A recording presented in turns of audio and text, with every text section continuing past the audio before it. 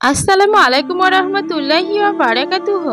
সুপ্রিয় দর্শক মণ্ডলী, আশা করি মহান আল্লাহ রাব্বুল আলামিনের অশেষ মেহেরবানি ও দয়ায় আপনারা সকলে ভালো আছেন। কিয়ামতের পূর্বে শেষ রমজান কেমন হবে? সেই রমজানের মধ্যে আকাশ থেকে একটা বিকট শব্দ শোনা যাবে। সেটা কিসের শব্দ হবে? এমন এক রমজান আসবে যার পর এক বছরের মধ্যে আমাদের পার্থিব জীবন শেষ হয়ে যাবে। হ্যাঁ, সেই রমজানের পরে কিয়ামত আসবে। সেই রমজানের আলামত কি হবে? মানুষ কিভাবে জানতে পারবে যে এটাই পৃথিবীর শেষ রমজান? জানতে হলে আমাদের ভিডিওটি সম্পূর্ণ দেখতে থাকুন। এই পৃথিবীর শেষ কিভাবে হবে তা নিয়ে বিভিন্ন বিজ্ঞানী বিভিন্ন তত্ত্ব দিয়েছেন। কেউ কেউ বলেছেন যে সূর্য আমাদের গ্রহকে তার তাপ দেওয়া বন্ধ করে দেবে। সূর্যের আলো পৃথিবীতে প্রাণের সবচেয়ে অবিচ্ছেদ্য অংশ, কারণ সূর্যালোক সালোক সংশ্লেষের অন্যতম প্রধান উৎস। এবং পানি চক্র সূর্যের আলো ছাড়া ধ্বংস হয়ে যাবে। কিছু কিছু বিজ্ঞানী বলেছেন পৃথিবীর সমস্ত প্রাণী শেষ হয়ে যাবে, আর নয়তো ওজোন স্তর বিলুপ্ত হয়ে যাবে। আমাদের পৃথিবীর সাথে সূর্য অথবা মহাশূন্য বিচরণকারী অন্য যে কোনো গ্রহের সংঘর্ষ ঘটবে। প্রিয় দর্শক, কিয়ামতের বেশ কিছু আলামত বিভিন্ন হাদিসের কিতাবে এবং কোরআনে বর্ণিত হয়েছে। যাই হোক, কিয়ামতের কিছু লক্ষণ ইতিপূর্বে সত্য প্রমাণিত হয়েছে। যেমন হাদিসে রয়েছে, কিয়ামতের আগে নিঃস্ব এবং নগ্ন পায়ের রাখালেরা উঁচু উঁচু বিল্ডিং নির্মাণে প্রতিযোগিতা করবে। আমার প্রিয় ভাই ও বোনেরা, এখন আমরা দেখতে পাচ্ছি আরবরা উঁচু উঁচু ভবন নির্মাণের চেষ্টা করছে।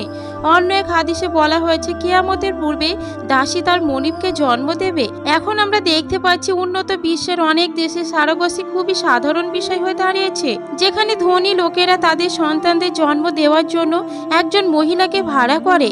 একবার রাসূল সাল্লাল্লাহু আলাইহি সাল্লাম বলেছেন, কিয়ামতের আগে জিনা ব্যাপক হয়ে যাবে।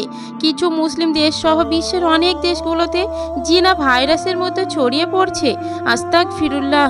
আমার প্রিয় ভাই ও বোনেরা, আমাদের অবশ্যই এই ভাইরাস থেকে নিজেদেরকে রক্ষা করতে হবে।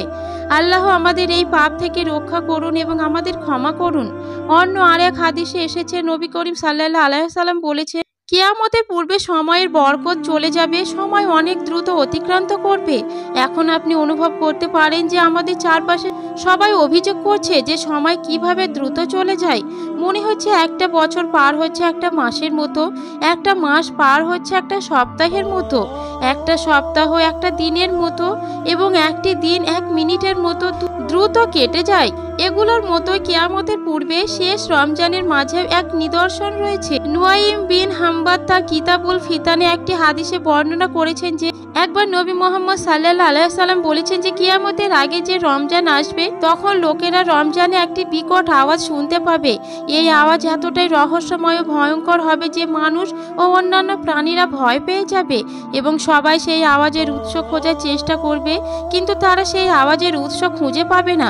সেই রমজানের পর থেকে মানুষ তাদের ঘরের মধ্যে এক বছরে খাবার জমা করা শুরু করবে, কারণ সেই আওয়াজের পর জমিনে ফসল হবে না এবং মানুষ অনাহারে থাকবে। ব্যাপক দুর্ভিক্ষ দেখা দেবে।